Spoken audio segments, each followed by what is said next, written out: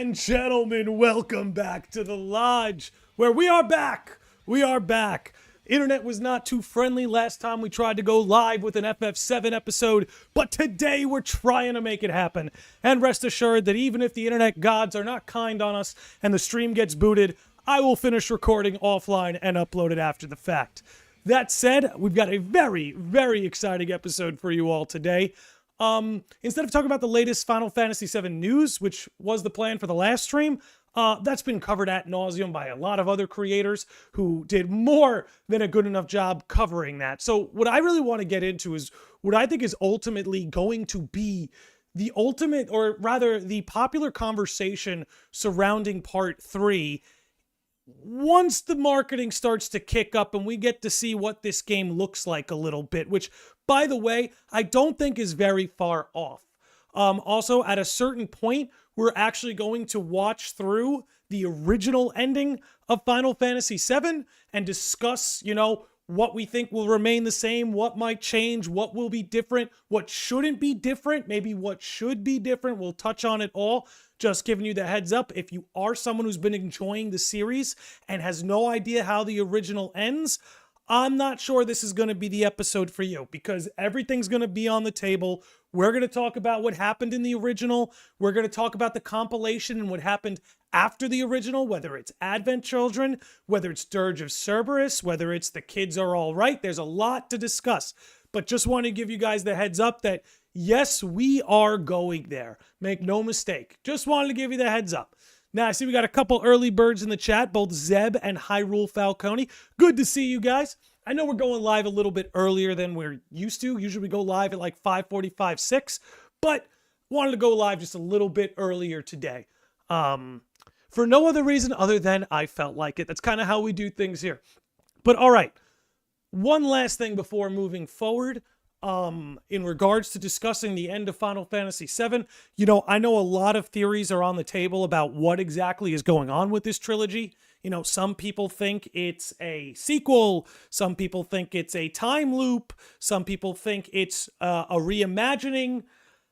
Everything is on the table, if you ask me. Now, if you watch my show, you know what I believe, and you'll be able to surmise it from this episode too. But I think we'd all be wise to consider that everything is on the table. Some things have been taken off the table about a particular character named Aerith, who we will discuss today. But the nature of what this trilogy is, and again, even though people like me seem to be more and more certain every day of what we're looking at, is certainly still on the table. So I do want to make room for that when we have our discussion today. Another thing that I definitely want to let you guys know is that we're going to also be looking at the ending of Remake and Rebirth. That'll be on in the background as I'm discussing. So again, if that's something that you're not familiar with, want to avoid seeing, and for some reason you clicked on this video, just want to give you the heads up that, once again, yes, we're going there.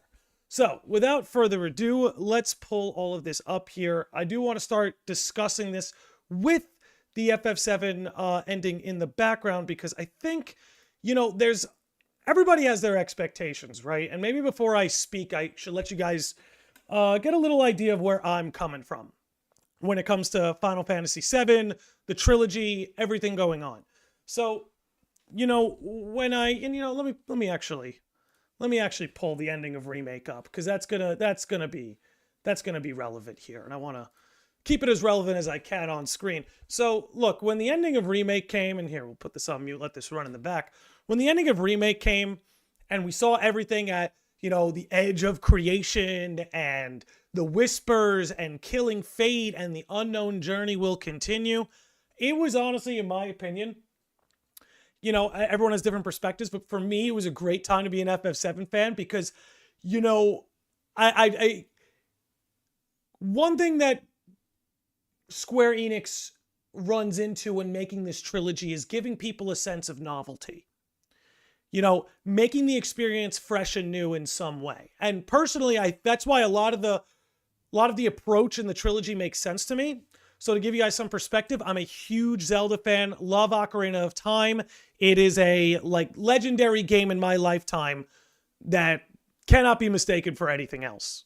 Now, when that remake came to the 3DS that had updated graphics, you know what I'm saying? Some quality of life agreements, fresh coat of paint. I played it, and I have to be honest, it was a struggle to finish it. Not because Ocarina of Time as a game hasn't aged well. Part of it is just that I've played the game 100 times. And then to just be playing it over again with a fresh coat of paint didn't move me. It made the experience almost null and void. And then when I do play Ocarina of Time, I go back to the N64 version without hesitation. Even though I own the 3DS version and it's at my disposal, I always go back to the N64 version. Now, that was one of my worries with the FF7 trilogy, even though like it takes fresh coat of paint to a whole new level. You know, when they first announced this, I almost in the back of my head was almost scared, like started to think some of these things through, especially as part 1 FF7 remake was approaching. I was thinking like, you know, is this going to feel like Ocarina of Time all over again? And ultimately it did not, for better or worse. For some people better, for other people worse. But they took a completely different approach. It was not fresh coat of paint. It was a reimagining, as they have said in interviews that I will bring up here today, is that it's a reimagining of the story of Final Fantasy VII. Now, here's the thing. Controversial decision to break this up into a trilogy as opposed to making it like a Persona 5 length RPG. You know, at the end of the day, I'm not going to make the excuses for them of like, oh, what were they supposed to do? Fit a 120, 150-hour campaign into one game? Not saying it was impossible. You know, obviously Persona is dealing with not the same quality specs or like sort of bandwidth that the remake trilogy takes with games like Persona 5, but it still stands that they chose to break this up into a trilogy. And personally, I think the record's still out on whether or not this will be a good decision. Because I really do believe that so much of this trilogy is resting on the part 3 ending. Now look, cat's already out of the bag, stamp's already on the bag. We know that changes have been made. But we also know that the foundation of the story still remains in place. For instance, Aerith died at the end of Rebirth. The nature of her death still in question, but Aerith died at the end of Rebirth. You know, it's still going to be Cloud versus Sephiroth. All the party members are intact. Post Forgotten Capital. Again, all the main pieces and foundation is there. However, a lot of what's changed is, for instance, like, let's take, for example, Yuffie, right? Yuffie, the way we find her, the way she joins our party, the assassination attempt on Rufus, that was all new stuff. All new stuff. And actually, when it comes to this trilogy, the sort of changes being made, to me, I think the best ones are reflected in sort of the optional side stuff the original had. So Vincent and Yuffie and, you know, stuff of that nature, which clearly was, you know, not, I'll say it compromised in the original because, you know, they had a due date. They had to get the game out. So characters like Yuffie and Vincent became optional. So what this trilogy has done a really good job of is taking some of this more optional content or optional lore, things that you could have missed along the way in OG, and made them not only mandatory, but expanded upon them, given them a little bit more depth. I don't think anybody would argue that Yuffie Kisaragi has infinitely more depth in the remake trilogy than she does in the original. I don't think anybody could argue that. Going on that a little more in here, let me just put this on loop in case we get to the end of the video. Let me just keep this going a little bit on that thought. So when we're talking about the ending of Final Fantasy VII Part 3, I think at the end of the day, Square Enix played this in a way that we don't know their hand. We don't know the hand they're holding. And ultimately, how Part 3 ends, the reason why I say the whole trilogy is going to be based on it is because people will decide whether or not they were faithful to the story based on the ending. Right? We've seen enough, like if you wanted to make a case that they were being faithful, there's enough there that you could make that case, and it's one I would agree with. But if you wanted to make a case that they were going to drastically change something in Part 3, there is enough there you can group together to make that case. And that's what I mean at the beginning of the episode when I said everything is still on the table. Make no mistake, everything is still on the table here. Speaking of which, a swig of water for the hardworking men and women at Square Enix. Hope you've all been enjoying Final Fantasy Tactics. But anyway, getting back onto it. But the thing about FF7 and the original and the ending is that the original ending of Final Fantasy VII is actually quite abrupt. It ends quite abruptly. I'm going to let this run in the background in a minute because I actually do want to kind of go through it and discuss what it may look like on the other end. But the original ending of Final Fantasy VII is very abrupt. It sort of just ends, you know, and then there's this big time skip. And what happens in between, upon release, it's become clearer with the compilation. But if we're taking FF7, say on release day, its ending is very abrupt, very vague. And here, you know what? Let's just actually sort of pull up to the last 60 seconds, I suppose, of the ending. And here, let's put it on loop. Again, you have everything, the final showdown with Cloud and Sephiroth, and then you have the live stream coming, healing the planet. Again, we're going to let it roll so you can see. So you can see just like sort of how abrupt it sort of ends. You know, again, we are about a minute away from the final shot. And let me make sure. This one doesn't cut it short, does it? No, not at all. Perfect. So we're about a minute away from the final shot, post-final boss. And you know, most endings, particularly in an RPG, usually offer some kind of epilogue. And honestly, when you think about Final Fantasy, that's something Final Fantasy did previous to FF7 and continue to do post FF7. Like FF8 has like an epilogue scene. FF9, I have this on loop, right? Yeah. FF9 has an epilogue scene with a bit of a time skip. FF10 doesn't have an epilogue scene, and it does have a more abrupt ending, but it's a very complete ending. Like, you know exactly what happened. You know exactly what transpired. So while the FF10 ending is, you know, I don't want to label it abrupt, but while it is rapid, while it is quick, it's very clear what transpired. It's very clear what you're looking at the end of Final Fantasy X. Now, here we are, you know, planet versus meteor, big flash, everybody's here, right? Cuts to Aerith. And that's pretty much the ending. Now, I thought this clip might have it, but I'm going to pull it up separately. Obviously, there's the epilogue scene, small epilogue scene. So here, 1 second. Let's just pull it up so there's a visual to what I'm discussing. Perfect. Perfect. And we'll put this on loop. Get it back up here. And then again, it's just the way the video's formatted, by the way, guys. It'll look just fine. And then shortly after that quick cut of Aerith, we then pivot to this sort of epilogue where we see Nanaki with his kids. Again, I think it's 500 years later. I believe it's 500 years later. But Nanaki and his children running up to Midgar.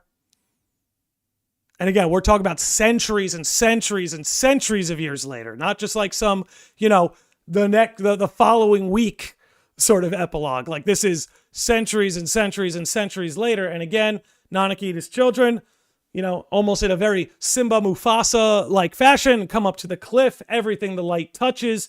And what you see is a Midgar that the planet has begun to devour, that has begun to heal, right? If you look at Midgar, you know, even though there certainly were very redeeming qualities about Midgar, it was a city that existed on the detriment of the planet. Literally, the entire Mako infrastructure of Midgar was a cancer to the planet. Now, again, all the sort of surrounding societies don't necessarily embody that, you know, especially when you think of like Junon, you know, and sort of their alternative approach before Shinra came in.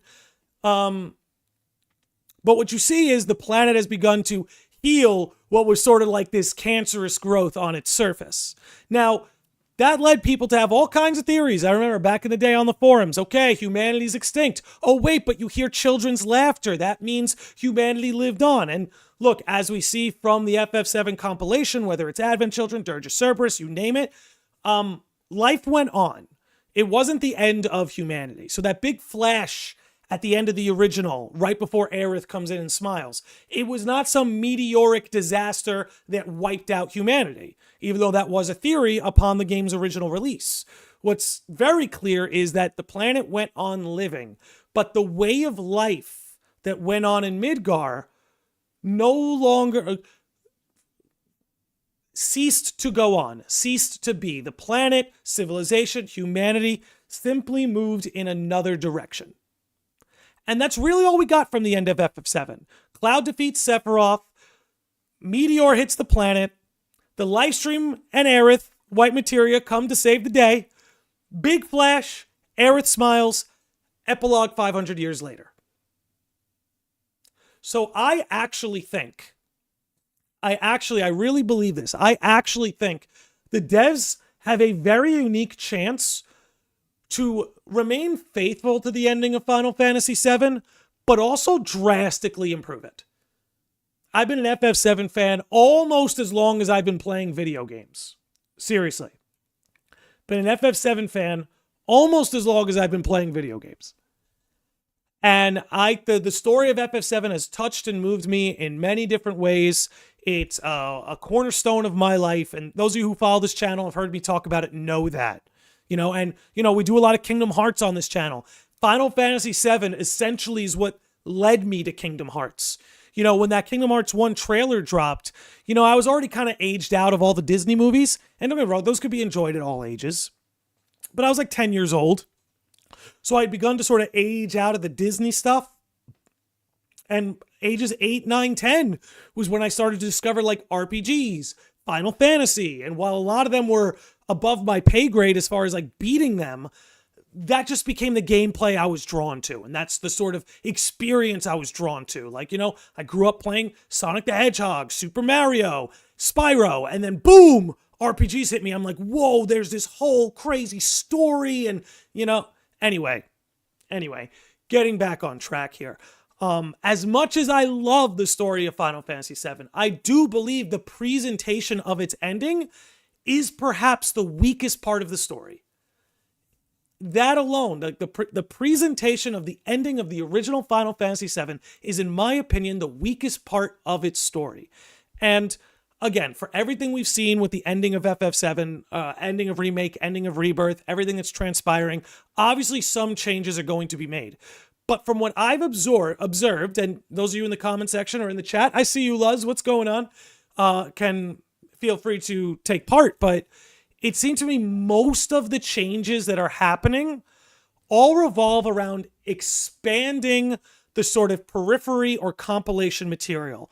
For instance, we've created a subplot that allows Zack, Crisis Core, to take part, to play a role. We had a DLC in Remake for not only Yuffie, but to introduce Deep Ground to us. Everything with Nero, which again paints us into Dirge of Cerberus. So we're already seeing how Remake allowed both Crisis Core, allowed the compilation, honestly, of Crisis Core, Advent Children, and Dirge to bleed onto the stage.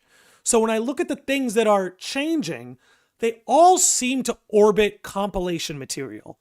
And that the OG FF7 is mostly staying intact, and any changes are about expanding certain things, like Yuffie, like Vincent, and that these changes, again, all revolve around that. Excuse me. So, keeping that in mind, when it comes to the ending of Final Fantasy VII Part 3, again, lots of theories about what could change. Some people think Aerith is going to live. I don't really think that's going to happen, but hey, unknown journey, who knows?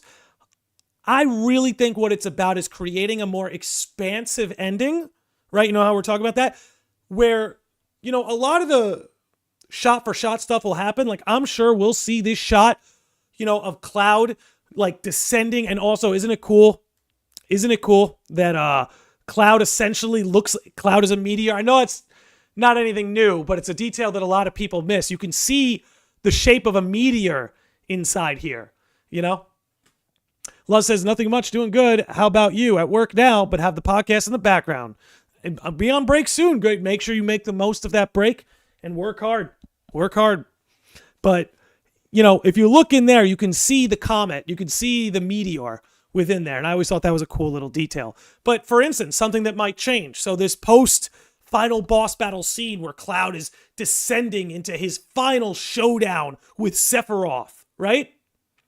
I'm going to wait for it to come in. This shot we've seen before too. The shot you're looking at now.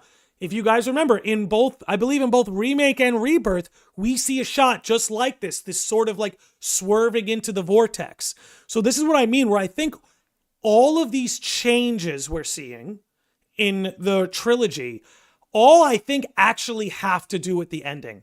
I think all of it is going to connect to the ending. And that's why we've seen this vortex before part 3. Now, the next thing I want to discuss is about to come up when Sephiroth appears. Wait for it. So here we are, right? Here we are. Now, this was a very ethereal sort of backdrop, a very ethereal sort of scene, Cloud doing his showdown with Sephiroth. My opinion, where we're going to see this happen in the trilogy, is this is the edge of creation. This might have been it in its infancy, in its most rudimentary form, when they just had to get the game out.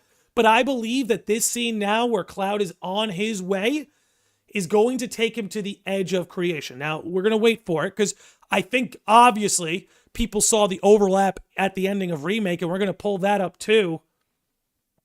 Right? Here we go. Where it's going to be the two of them alone on a sort of isolated battlefield. Oh, I don't know why this ending decided to cut that final part out, but let me flash back. Let me flash back over to Remake. Let me get that edge of creation scene going. I am working hard and keeping up with my work. There you go, Luz. Nothing like a hard day's work. But this, to me, is where the final showdown is going to happen. That final showdown that we see in the original that is, nothing more than a cutscene, I do believe that's going to happen here at the Edge of Creation. Now, why might that be? I've always believed there's a meta-narrative underneath the Final Fantasy VII narrative. And that,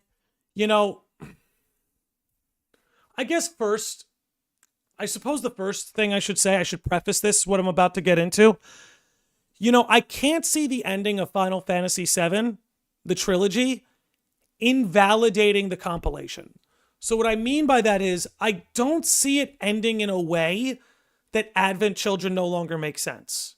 That Dirge of Cerberus no longer makes sense. That the kids are all right no longer makes sense. I just can't see Square Enix, both from a creative and business standpoint, making a decision that, in a sense, would make previous Final Fantasy VII content obsolete.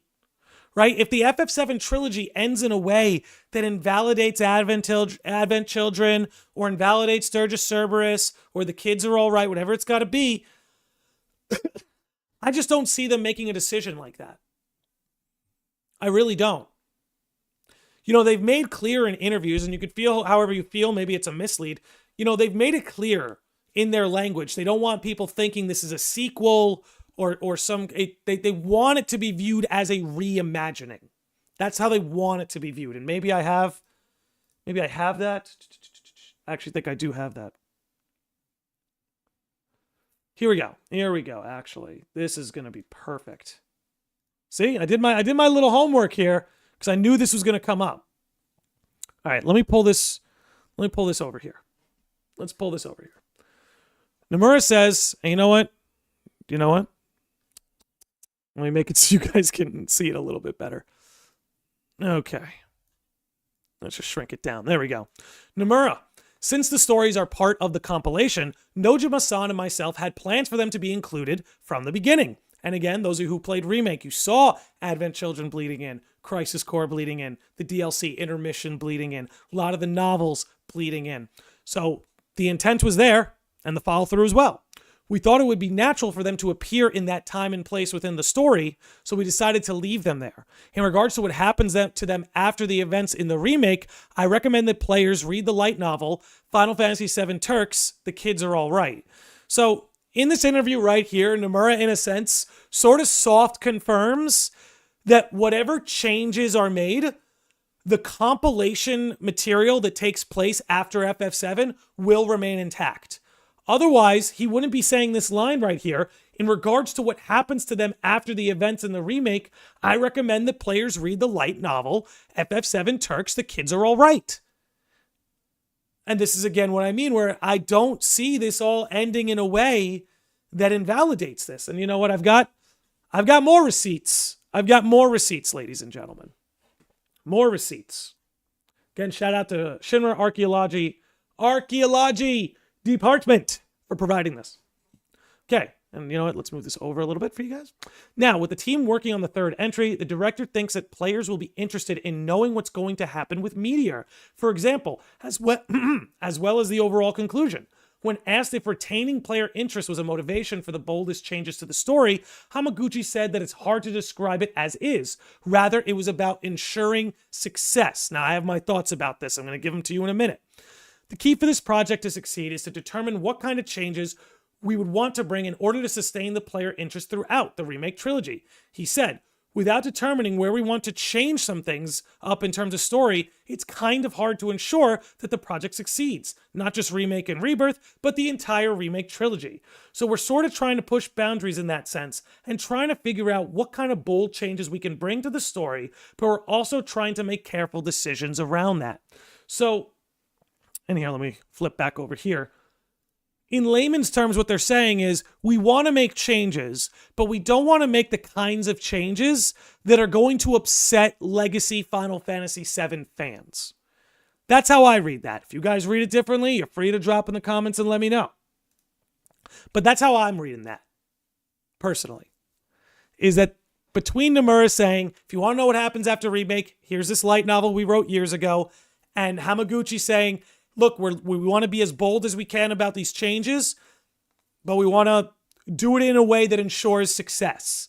They're not silly. They know that if the ending drastically changes, and here we can pull this all back up full screen. 1 second.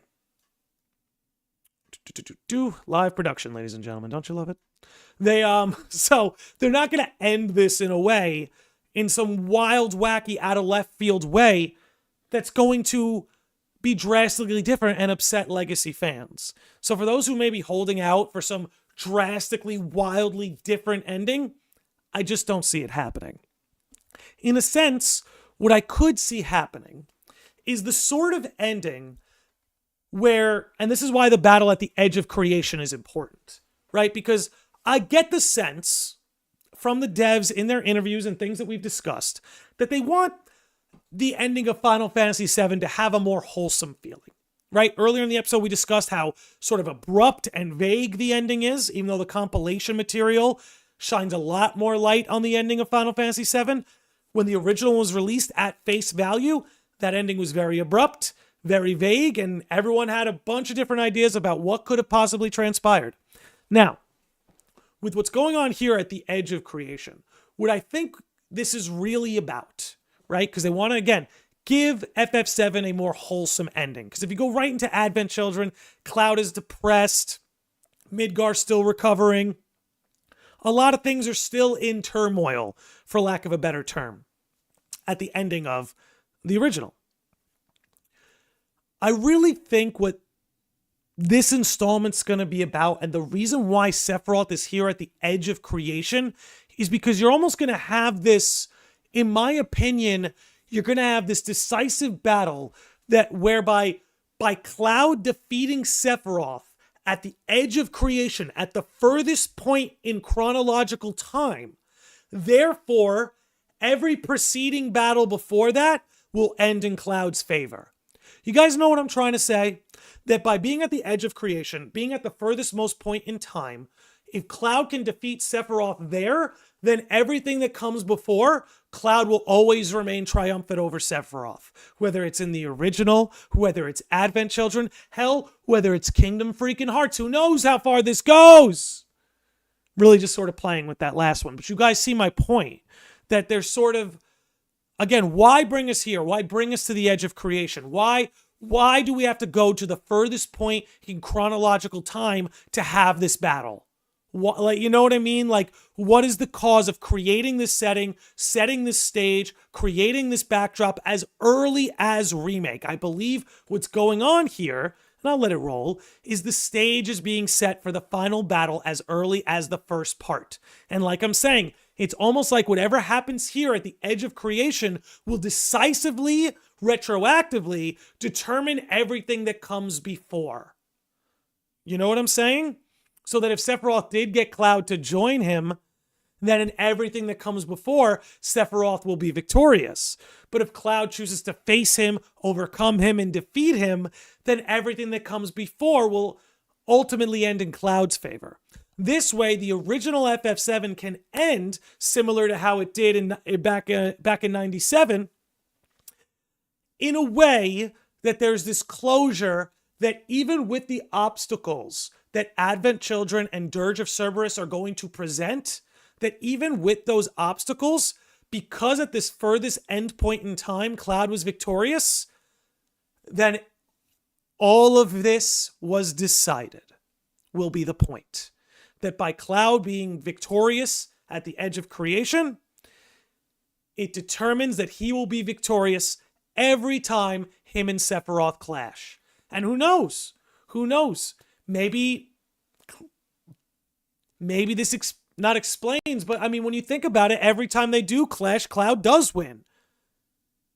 Whether it's the clash in Nibelheim, whether it's the clash in OG FF7, whether it's the clash in Advent Children, he's 3 for 3. Perhaps at its root, it's because in the original, right? Because that's supposed to be the idea, right? Almost like Cloud goes inward and defeats his demon. You know, that's sort of the feeling that OG gives. And if you want to give that a sense of finality, right, then you almost need to create a final showdown that, again, will retroactively guarantee Cloud's victory. So that maybe when we're striking down Sephiroth for the final time, we'll see flashes of the Advent Children battle, flashes of the Nibelheim battle, flashes of the OG battle. Like, it could be crazy. Crazy. And that's ultimately what I think is that they are working towards here. That's ultimately what I think they are building up here. Now, I want to go through the original ending and sort of talk about the certain sort of crossroads or different routes they could take. I know that's kind of how we ended up on this rant, but that was just with the first 55 seconds of that ending. Imagine what we'll do with the rest. But let's go ahead and pull that up. Luca Cotan says, best Final Fantasy game of all time. Dude, that's a conversation I'm willing to have anytime, any day. And it's one where my opinion keeps changing. It's honestly one where my opinion continues to change. You know, I can give you my top 3, and I'm telling you these 3 games are always cycling. FF7, FF10, FF14. Those 3 Final Fantasy games are my top 3, and they're always battling for their position. Seriously. Always battling for their position. And here's why part 3 is important, guys. I'll tell you another reason why part 3 is important. I loved Remake. I loved Rebirth. Rebirth was my game of the year. I have a lot of criticisms, but it was my game of the year. Loved it. Might even go so far as to say Rebirth was one of my favorite games of all time. I think Remake had a much better ending. We'll get into that. But ultimately, I still prefer the original FF7 to Remake and Rebirth. For no other reason than feeling this sense of completeness, experiencing the full story, right? Now, breaking it up into 3 parts, yeah, you're creating 3 different stories. There are 3, you could split it into 3 arcs. For some characters, it's very neat and clean. Other characters, it might be a little sloppy. But I still prefer the original overall. Right? Like if an angel came down and said, Landy, you got 1 weekend left. You got 1 weekend left. On Monday, you're going to get struck by a meteor. No pun intended. Pun fully intended. Who am I kidding? You'll be struck by a meteor on Monday. And you can only play 1 FF7 game this weekend. I would go to the original. Maybe that's nostalgia talking. But you know what? Most FF7 fans have to wrestle with nostalgia. So the reason why I say part 3 is going to define the trilogy is because that's ultimately what could get someone like me to prefer the trilogy project to the original. You have to satisfy with the ending the way the original did. And like I said earlier, depending how you choose to end this will determine whether or not the general consensus is you were faithful or you abandoned the original and told a fan fiction. Ultimately speaking, regardless of what's happened in Remake and Rebirth, if part 3 ends in a fashion similar to the original, but with its expansions, people will determine that it was faithful. But if they did get a little too wacky with this ending, they'll have the opposite opinion. And I think that would doom the trilogy forever. Just my opinion. Excuse me. Luca Catan says, I have a crazy thought, thinking that those bastards, Cloud and Sephiroth, are in Quadratum. No way they vanish like that. I believe the connection with Kingdom Hearts is what FF7 makes a good contender. Yeah, just to touch on that for a minute, I fully believe there will be a round 3. Fully believe it. And the reason why it might be waiting for Quadratum is so we could have an Advent Children-like battle in a city, which they love to do. They love to do. But let's keep this rolling. And again, one of my critiques about the trilogy is they don't have... Never mind. I was going to say not enough blood. Rebirth gave us some of the blood back, but like those shots of like Sephiroth and the blood, like it just... I want to see it. I want to see it, man. But yeah, so again, this is the original ending, and if they can keep it mostly shot for shot with what already exists. Again, we can expand, and I'll point out exactly where I think we can mostly expand it here. I'm going to speed this up too. Let it play back at like 1.5 speeds. There we go. Get it moving just a little bit. And you see that almost sort of like a healing notion, right? I think that's ultimately why, again, going back to my little edge of creation theory, you know, you're looking at this right here and it looks as though Cloud is like almost being healed, right? He is finding salvation, like finding salvation.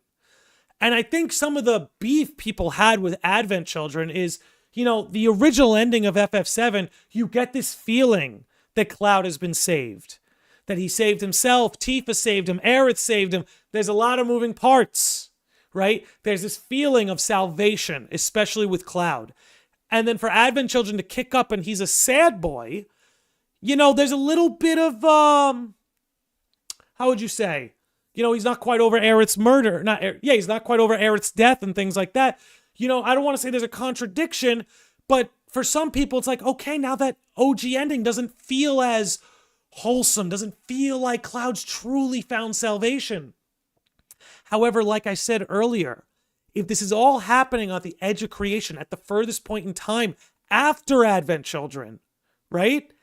Then you are, in a sense, experiencing Cloud's salvation, even if he does need to partially get there during the events of Advent Children, right? And I think ultimately that makes this ending so much stronger. I think, like, this is what I'm saying. There's a lot. There's a lot going on here. Okay, that's a funny freeze frame. There's a lot going on here in the original, and there's a lot going on with this ending. But ultimately speaking, this is, like I said earlier in the episode, in my opinion, the weakest part of FF7 original story. Great moments in the ending. It's a good ending, don't get me wrong. But like I said, it's very rapid, it's very abrupt, and it's vague when it comes to its sort of implications for an epilogue. Now, let's keep this going a little bit longer. Right? Keep all of this the same. These are at least my hopes, is everything I'm looking at right here. Keep the same. Expand further. But keep, like, this shot of Tifa holding Cloud, right? Like don't take this from us. This will define the trilogy. People will want to see all of this again. And, you know, I have confidence that that's what they're going to do.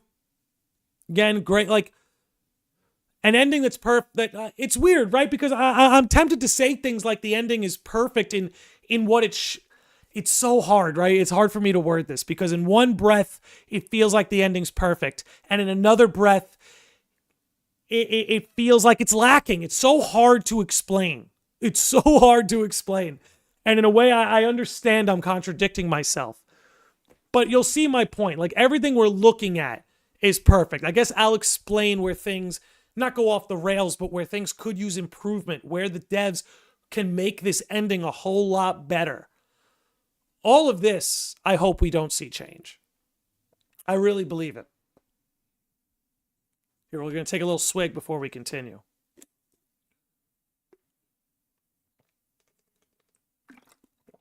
Thank you for your patience. Now,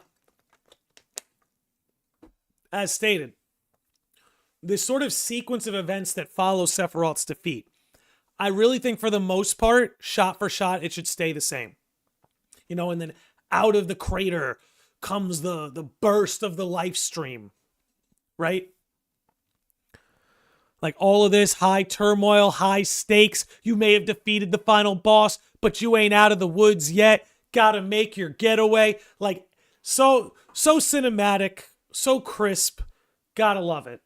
Let's see, where are we at? We're at like the halfway point? Okay. And then we go back to Midgar, right? Back to where it all became, hey, Q-Limp, what's going on, man? Haven't seen one of your streams in a while. Has been a little while. We had to take a week or two off because my internet was being funky, but we got that all fixed. Hey, you know what, Q-Limp, you're inspiring me. I'm going to dish out some gifted memberships because it has been a couple weeks since the last episode. And there we go. And we'll send another 5 in. So, Kibro, Sora 9, Tigre, Ethereal, Sloth Sam, Nick, Tyron 1, D Tench, Bames, Justin, and Noah. Enjoy your memberships. But how you doing, Q-Limp? Real good to hear from you. You're one of the Lodge OGs, Q-Limp. You are one of the OG sickos. That's a better way to put it. Q-Limp is one of the OG sickos. You all put respect on his name. Now, again, you have this ending with Marlene, back to where it all began, right? Midgar, Marlene, all of it. And this shot, too. Oh, how good this could look, right? You got to tap back in to what this scene did. Because, again, what a feeling, right? After everything you've been through, and then you finally defeat Sephiroth, but it's like, you know, defeating Sephiroth doesn't necessarily save the world. You're going to need a little more than that. Going to need a little extra help, right? Working on one of my books. Hey, Q-Limp, keep up the good work, man. The world needs good authors. World absolutely needs good authors right now, perhaps more than ever. Not to self add too hard, but I used to make some crazy Kingdom Hearts theories. Yes, you did, Q-Limp. Yes, you did. And I wonder if you'll kick up again when the series makes noise again. But getting back to the ending here with Meteor, the live stream defeating Sephiroth. You know, the story of FF7, there's 2 battles, right? It's save yourself and save the planet. But to save the planet, you first have to save yourself. You know, it's not as simple as save yourself, therefore you save the planet. No, it's almost like before you can save the planet, you're going to have to save yourself. And thankfully, for the cast and crew of FF7, when it came to saving the planet, they happened to get in the good graces of one very important individual. But help comes from all sorts of places. But let's see. Yeah, okay, we're coming up on the very end here on the airship, which I can't wait for the airship in part 3, by the way. Okay. And then, of course, here comes the live stream. Here comes Aerith, as you might say. Second? Okay, we're good. Sorry, somebody was calling me. Had to ignore it. It's nobody important enough to interrupt the podcast for. I'm going to laugh if they hear me say that. But anyway, as you can see here, this is the final, like, sort of 60 seconds before you get the epilogue. Get to see Marlene, who, you know, I'd like to see Marlene have a little bit more of a role in part 3. Marlene's another one who they've built up quite a lot in the trilogy. I wonder if she's going to have a bigger role to play as opposed to just being the witness, right? Here, her role really with Elmira... Oh, wait, hold on. That's not them.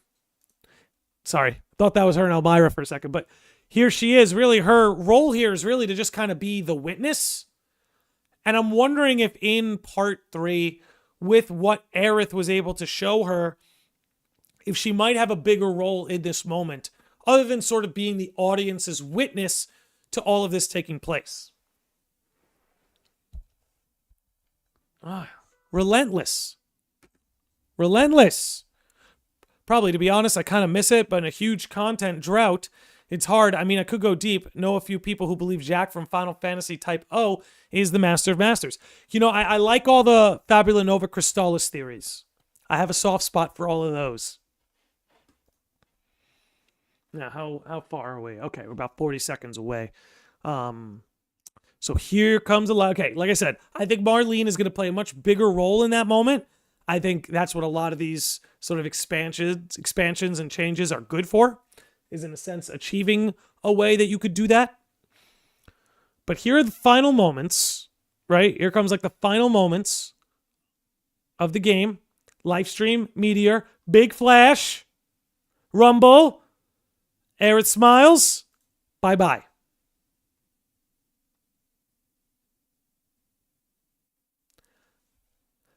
You know, everything leading up, right? Like that video's 9.5 minutes. It's 9.5 minutes of pure beauty.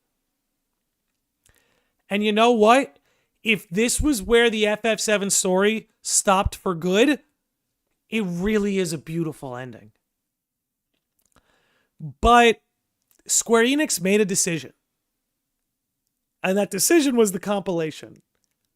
And now that the compilation exists, this ending has very different implications, or in a sense has much more narrow implications. And maybe they sort of kept it vague because they didn't know where they wanted to take the story, or even if it was going to survive beyond this point. But now that the devs and the writers know exactly where this story is headed, I would like to see, again, the 9.5 minutes we just witnessed. I really don't want to see any of that changed. I hope we're in the same circumstance as we were then, because it's a beautiful moment. It really is a beautiful moment. You know, because again, it's not enough for Cloud to save himself. Right? The party has to save the world. And Aerith has to do the final act. It's something only she can do.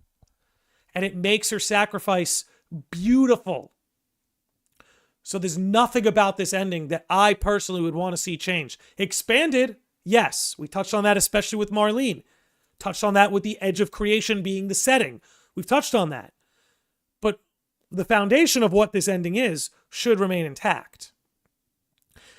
And then what I think, personally, it needs a proper ending, not a cliffhanger. Thank you, Q-Limp. That's essentially what I'm going to get at now. Is because what happens after this story is so much more narrow. An ending like this doesn't really fit anymore. An ending like this doesn't really fit the way it did. I think this sequence of events can still occur, but in between this fade to black and Nanaki and his children, there is a gap you can fill. Instead of Aerith smiles, fade to black 500 years later, you can fill that gap essentially with a little epilogue here. And that's something I would really like to see happen. For no other reason other than a sense of closure. Because if they ended abrupt like this again, like everyone's going to find a way to just project the ending they want onto FF7. You know, do not fill that gap. See, okay, you know, I'm glad you're here, Q-Limp, and you got a bit of a different opinion than me. I'm not saying fill the full 500-year gap. I'm just saying don't end on this fade to black. Show me what everyone's up to in the fallout of Meteor. Show them rebuilding Midgar. Show them building the new seventh heaven. Show them taking in Marlene, Cloud and Tifa and Marlene becoming a family, things like that. Like show them going back to Elmira's house and comforting her about Aerith's passing, and that Aerith saved the world. Like Aerith, her sacrifice saved us all, bringing that news to Elmira. I think you have an opportunity just to create more closure. But more than just closure for these characters, I think what you need is closure for the audience. I want this to end in a way that it is clear cut. Clear cut. Is this an alternate universe? Is it a sequel? Is it a time loop? Or is it just a reimagining? That needs to be answered. I personally, as a lover of all things FF7, will not deal with another fallout of, is it a sequel? Is it a time loop? Is it an alternate reality? Is it just a reimagining? I'm not doing it. And I think a lot of FF7 fans feel how I feel. More than just giving the characters closure, which we absolutely want, give the audience closure. Make it clear what this is. Make it clear what this is.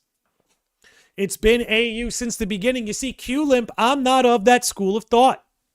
I'm not of that school of thought. And neither are the devs in the interviews. And I'll see if I have one bookmarked where they essentially say they don't want people to think of it that way. That essentially what this is, and this is what I've talked about on recent episodes, is that the Andy Brew is here. What's up, Andy? Needs to not end with more questions. Right, I want to feel, not think. I want to feel, not think. That's where I'm at. But to get to that alternate universe question, the question of what this is, I'll tell you what it's not. It's not a remake of the original Final Fantasy VII. Instead, it's a reimagining of the whole compilation. That's what we're looking at. It's a reimagining of the whole compilation. Not a reimagining of OG FF7, a reimagining of the whole compilation. That's why the majority of the changes, again, have to do with the compilation, right? We've created a subplot for Zack, Crisis Core, to play a role. We have Advent Children, Bleeding Incense Remake with the Black Wing. We have Dirge of Cerberus, Nero and Deep Ground in Remake Integrate. Like all of the changes, Yuffie, so much about Yuffie has changed. All the changes are about expanding on compilation material and periphery material. You're right, it's not a remake, therefore it's an AU. You bastard. You sick bastard. Here, I'll keep this on loop in the background while I'm just chatting about this. This way it's not just a black screen anymore. There we go. What was I saying? It is a giant what-if story, but Q-Limp, here's the thing, man. The foundation of FF7 is fully intact.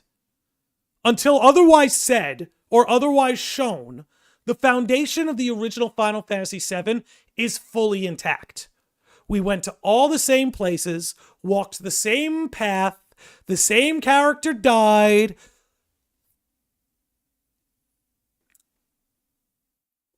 I'm not seeing where the alternate universe is. Maybe I'm crazy. I'm just not seeing it. Again, Gina Tak is another example of like just expanding on what was already there. Like, I feel like if this was going to be the alternate universe, the radical alternate universe everyone thought it was going to be, then things would be way different. Things would have been so different. But, like, we have the same party members. The same sequence of events took place, right? The foundation is there. Yes, some things changed. Cloud's a little bit more aware about X or Y. Yes, there are changes like that. But ultimately, we're walking the same exact path that we were in the original. And let me slow this down. I have this at like 1.5 speed. There we go. And let me see. I've bookmarked some stuff from the devs. Let me see if I can track down where they essentially, I don't want to say debunked. Like, first, okay, you weren't here earlier. Perfect. Stay right here, pal. Stay right here. Stay with me, Q-Limp. I got you. We went over this earlier in the episode, but it'll be a good refresher. And here, let me Let's pull this over so you could see it all, okay? So here's an interview with Nomura, and I like to cite this when I tell people that this is a reimagining. It's not an alternate universe. It's not. I could be wrong. I save room for being wrong, and maybe I'm getting my leg pulled. But hear me out. Nomura says, since the stories are part of the compilation, Nojima-san and myself had plans for them to be included from the beginning. We thought that it would be natural for them to appear in that time and place within the story. So we decided to leave them there. In regards to what happens to them after the events in the remake, I recommend that players read the light novel Final Fantasy VII Turks, The Kids Are All Right. So here's my point, Q-Limp. If this was an alternate universe, then the canon of the original compilation would not be relevant. Or they wouldn't be able to say, if you want to know what happens after the trilogy, go read this book from years and years ago that we wrote that will still be valid. And the reason why, I guess this is just one of many things where it's like, this very clearly is existing in the same canon as the original. It's just, again, more of a reimagining. Another point. This game is not going to end in a way that invalidates Advent Children. It's just not. Or Dirge of Cerberus. Square Enix is not going to end this trilogy in a way that invalidates their legacy content. No, they want to embolden it. And that's what we were talking about with the Edge of Creation earlier in the episode. Now, I could pull up more if you're not convinced, but I've got stuff like that for days, man, of the developers telling us we don't want them thinking of it as a remake. We want to see it as a reimagining of the compilation. What did Kitase have to say about it? I don't have Kitase, but Nomura and Nojima are the ones writing the story. Nomura and Nojima, particularly Nojima more than Nomura, is the one writing the story. So here, let me see if I could dig up something old that could also sort of paint into this idea of mine. Let me see here.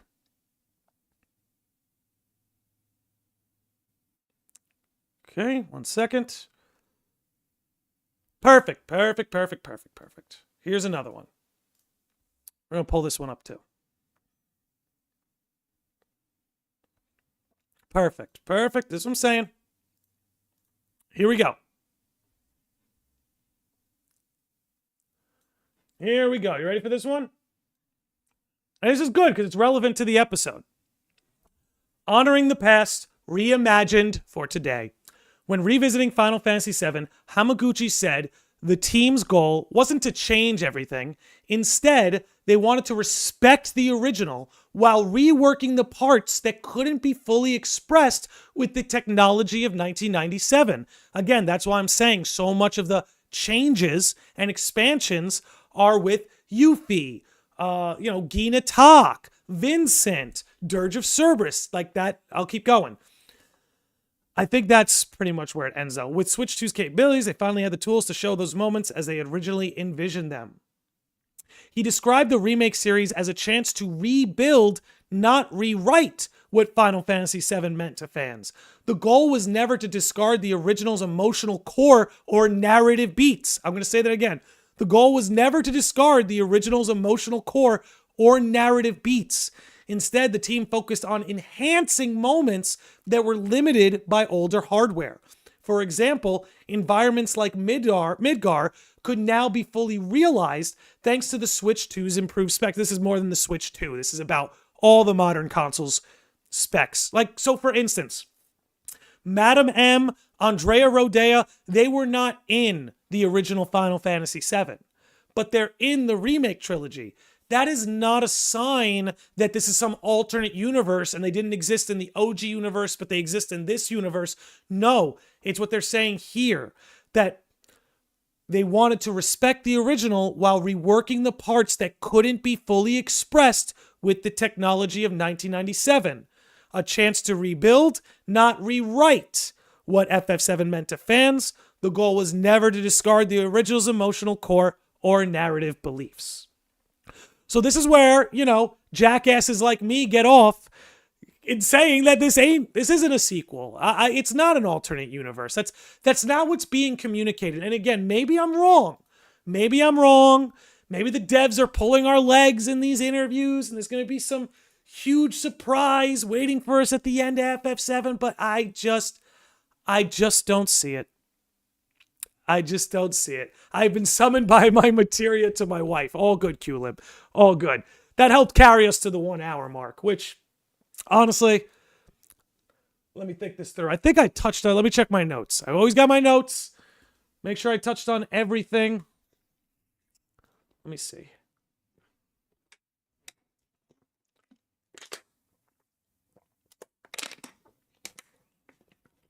And hey, yo, the stream's holding up.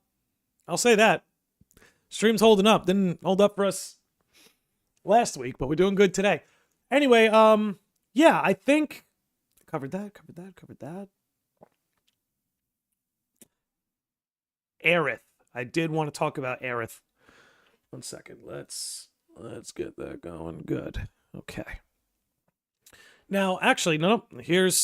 Let's take it back to the title topic. There was one last thing I suppose I wanted to discuss. It's nothing that new. I guess I haven't outright said this on this episode, but you know, I did love Final Fantasy VII Rebirth. Like I said, my game of the year. Just trying to qualify myself as a non-hater. I felt very hit or miss about this ending. I loved a lot. I loved the change of Cloud having the black, like a black materia and a sort of like empty materia, a void. I did sort of like that new introduction. I do think that's cool. I think this sort of weird dynamic where Cloud can see Aerith and no one else can see her, we'll see where that goes. I don't have the fullest confidence about it, but we'll see where that goes. I'm going to have the benefit of the doubt for Square. They got something good up their sleeves there. But I touched on this earlier with Andy Bruce comment in the chat, is that I think what Rebirth got wrong is this ending made people think more than they feel. And I think people wanted to feel. And I think that's okay because they do have a third game they have to set up. There's a third game in the trilogy that they have to cliffhang you for, bait you towards. So I can understand the line of thinking that led to this sort of decision. But ultimately, I think Part 3 would be wise not to take this approach. Part 3 would be very wise to forget about the theory bros. Just forget about the theory bros for the ending of Part 3. I just want to feel. I'm not saying I don't want to think, I do.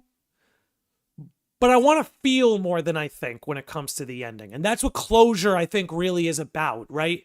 That closure of, you don't have, like, you can go back, you can dissect, you can analyze, but you don't have to think the whole thing through or surmise what's going on. You're done trying to figure out what's going on. It's happened, and now you get to feel it. That's what I think Part 3 ought to aim for with their ending that Remake and Rebirth didn't.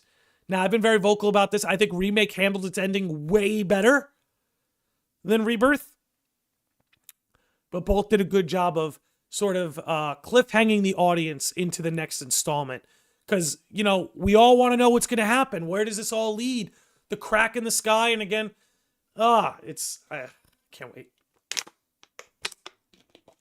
But with that said, I'll end this episode with perhaps my biggest criticism of not just Rebirth, but perhaps the whole FF7 trilogy. My biggest criticism of this trilogy that I would hope Square Enix is able to absolve themselves of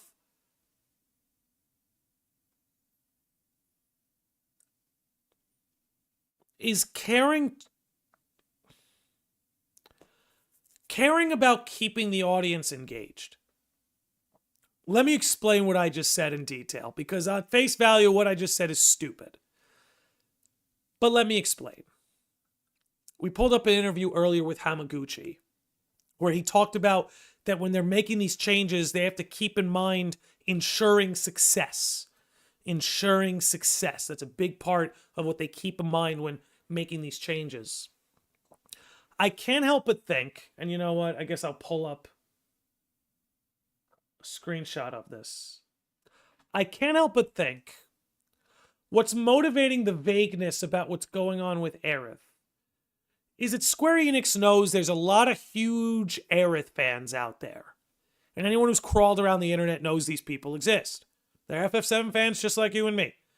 But there are some big Aerith fans out there. And I think Square Enix was worried that if they bluntly killed Aerith in Rebirth the way they did in the original, that pocket of the fan base would lose interest and it wouldn't ensure success. My biggest criticism is I think when it... How do I put this?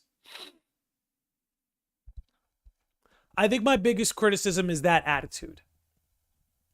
And that I think it would be far better that when it comes to these things, to be a little bit more blunt about what's going on. FF7 has an unreliable narrator to begin with. And I understand the appeal of making that narration more and more unreliable, but we are 2/3 of the way through. Halfway through the story, but 2/3 of the way through this experience. As we kind of touched on earlier, it's time to start being blunt in the narration, right? Things have been very fluid, right? Such as the nature of cloudy, foggy, right? Such as the nature. But I think what would be cool, and what I hope they do, because I really think Cloud is, in a lot of ways, we talked about the meta-narrative, Cloud in a lot of ways represents the player, especially in this trilogy. What I hope they would do... What's up, Sora9? How you doing, man? Good to see you. What I hope they would do with Cloud, as we know he's headed for a mental breakdown in Part 3. We know that.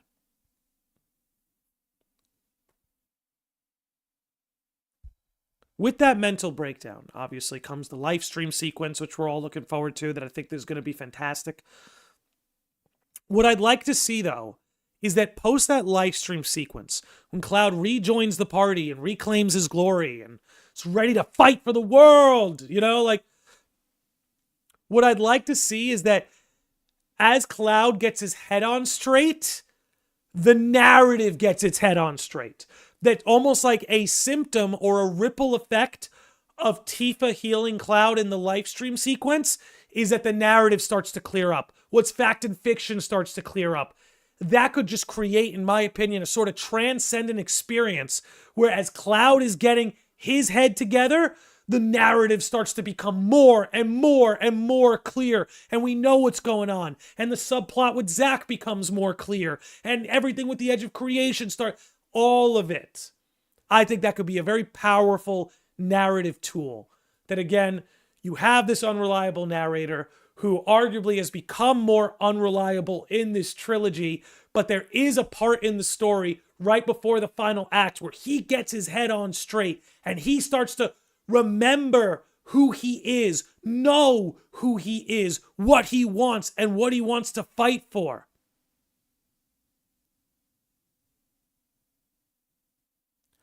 And then as he starts to clear it up, the narrative starts to clear up. Sounds like you haven't seen the subtext video. I have seen the subtext video, and I do agree with him on a number of things. One, he does embody that this is a remake of the compilation, or sort of it's a reimagining of the compilation, not just OG. And correct me if I'm wrong, I'm pretty sure in his video he discussed that what's going to be different this time, and I didn't necessarily want to say it in this episode because it is a theory, even though I think his theory is correct, or has a really good chance of being correct, is unlike in the original, right, where Aerith and Sephiroth sort of maintained their wills in the live stream, you know, maintained their wills, maintained their agency within the live stream and didn't fade into it.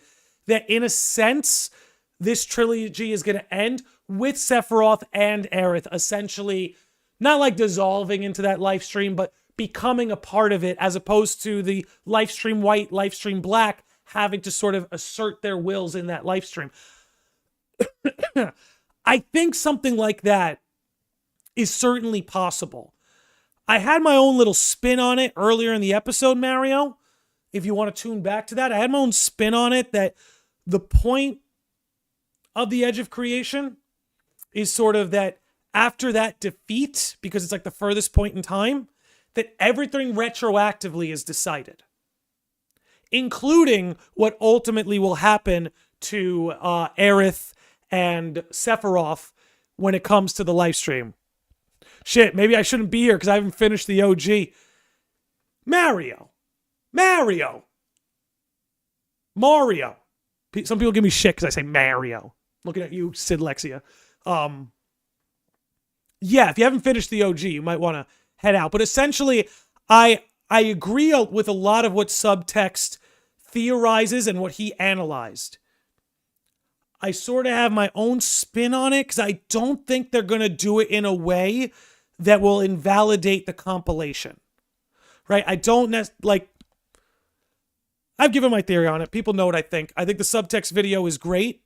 It's me, Mario. That would be a beautiful ending. Aerith deserves to finally rest. Yeah, but I think it would be a beautiful ending. I love the way Advent Children ends too, but I think they have to end it in a way that Aerith and Sephiroth will dissolve into the live stream post Advent Children. Because, I just don't see them ending this in a way that invalidates the compilation. That, like, okay, you don't need to watch Advent Children anymore because Aerith and Sephiroth dissolved into the live stream and no one's making a comeback in the Advent Children era. I just don't see that happening. What I can see is the ending of the trilogy. Again, I'm repeating myself for like the third, fourth time here, but what the heck. What I could see is the FF7 trilogy in its final moments, skipping ahead to the Edge of Creation, the furthest point of chronology. Cloud is victorious, and retroactively, it provides this deterministic ripple effect where you can take comfort in that after the Advent Children clash, Aerith and Sephiroth will finally rest. I don't exactly remember how Subtext fleshed that out. I watched that video quite a while ago. I guess I'll have to refresh myself on it. I know a lot of people, really, really love that video, and I do too. But I think they have a real good shot at being right. But I think it's more of a retroactive reality as opposed to a proactive one, where it sort of happens in front of us at the end of the trilogy, as opposed to almost happens retroactively as a consequence of the Edge of Creation battle. Maybe he said that in his video. I don't think he did. But if he did, somebody let me know. That said, I think I'm going to end the episode here. I think so. Because now I touched on everything I wanted to touch on. Checked my notes like 10, 15 minutes ago to be sure. But yeah, we're good on that front. All right. Yeah, I think I'm going to wrap it up here. This was another great episode. Next episode will be next week. It's either going to be a Kingdom Hearts or a Stellar Blade episode. I haven't decided yet. Sora9 says, I'm not a huge Advent Children fan, so I wouldn't mind if they don't do nothing with it. But I agree with you. They would want to do something to include Advent Children in all of this.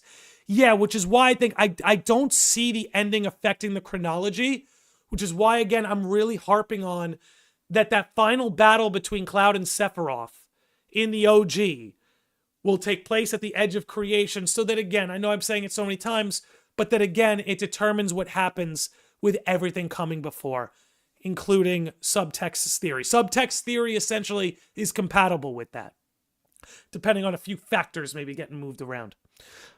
You and I need to do a cast together. I love to argue with you live. Dude, I love a good debate, as long as people don't get butthurt. Like, I love debating, especially with people who disagree with me, especially about this shit. Because, like, it's video games, bro. Like, it does not matter who's right and wrong. Like, it could not matter less who's going to be right and wrong at the end of the day. So that's why it's some of my favorite stuff to argue about, because like the stakes are so low. Like between you and I, Q-Limp, who cares who's right about this at the end of the day? You know, the games are enjoyable. We're having a good time. We get to have a nice discussion, maybe hash it out. That's what it's all about, man. I want fandom to come back. I want fandom to come back to the days of just having fun debates. What do you think they would do with Zach? Again, I mean, dude, to me, with Zach, it's all about getting back to that Advent Children scene. I know you're not a big Advent Children fan, but that final shot of Aerith and Zach going into the live stream as the guardians of the live stream is just, it's beautiful. It's beautiful. What will they do with Zach? I mean, he's going to reunite with Aerith. It's very clear. He's in the subtext, subterranean zone, right? He's in the live stream in a sense. He's in the subterranean, right?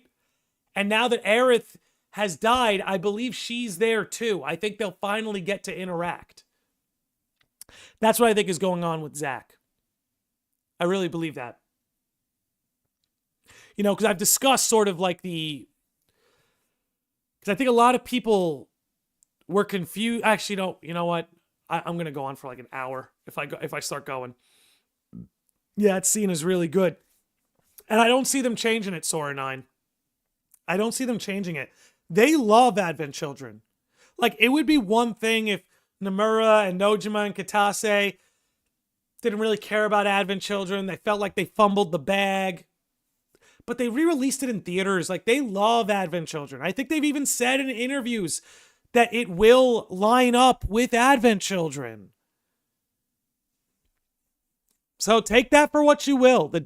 And like I've said all episode, maybe the devs are pulling our leg. Maybe the devs are pulling our leg. But with them saying stuff like it's going to line up with Advent Children, I think you're better off taking their word for it. That is just me. All right. Barring any other questions that interrupt me on my outro, which I don't mind, by the way, I'm going to wrap it up here. Another great episode. Like I said, we're going to do like a Kingdom Hearts one or Stellar Blade podcast next week. I haven't decided yet, but those are the next 2 episodes. Just don't know what order I'm going to do them in yet. But we're going to wrap it up here. Love me some FF7. Love you guys. Y'all are great. We're going to wrap it up here. Sora 9, Q-Limp, Mario, thanks for riding out the end of the stream with me. Andy Brew, thanks for dropping in here earlier. Luca Catan, Luz, Zeb, Falcone. All you guys are great. Appreciate and love you all. I just hope we don't get 7 Remake Part 3 before Kingdom Hearts 4. This is great to end the episode on. Because, Luz, I hate to break it to you. FF7 Part 3 will be here before Kingdom Hearts 4.